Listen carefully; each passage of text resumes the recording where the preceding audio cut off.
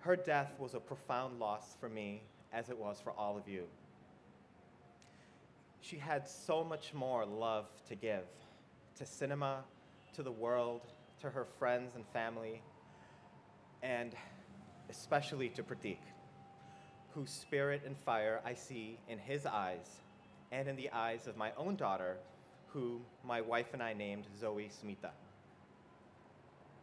I would like to close by quoting noted British philosopher Alan Watts.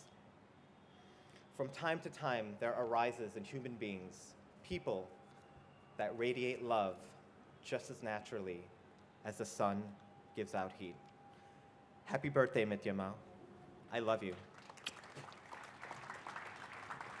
Up the podium, I think it's, Adit, you did that. You made us also emotional. But I'm going to stick to what I'm supposed to be doing with my specs, and yes, there is no light here.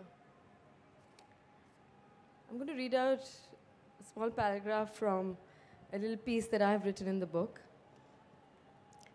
When I did Fire, my first film that was released, I was often compared to Smita Patil.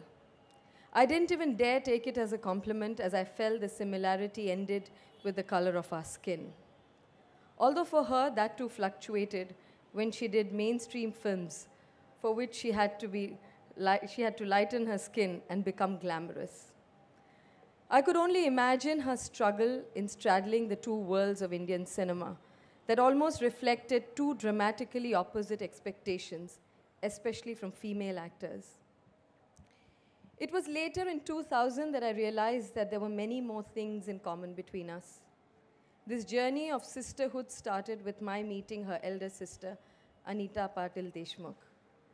I met Anita in Chicago for a special screening of Bhavandar, which was being organized by IDS, an NGO she volunteered with. It took us precisely one dinner evening to bond, and from that day, Anita became Tai.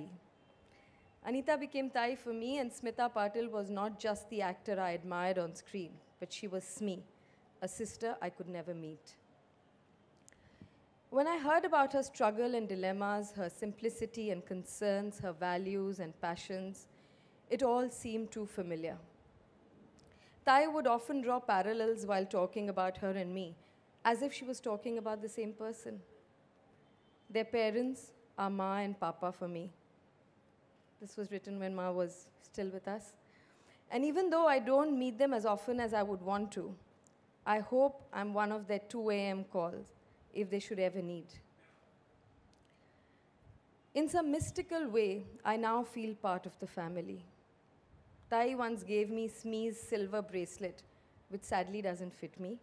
She must have had much thinner, daintier wrists. But it is one of my most precious possessions. There are very few regrets in my life, but my longing for that sister I never met and can never meet is definitely one of them.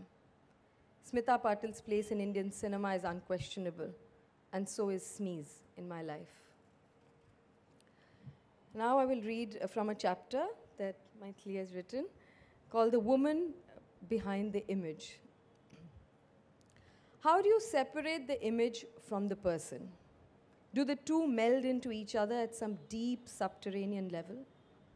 We always felt that the essential Smita is an amalgam of what we have responded to in cinema and learned to treasure, appreciate, and love.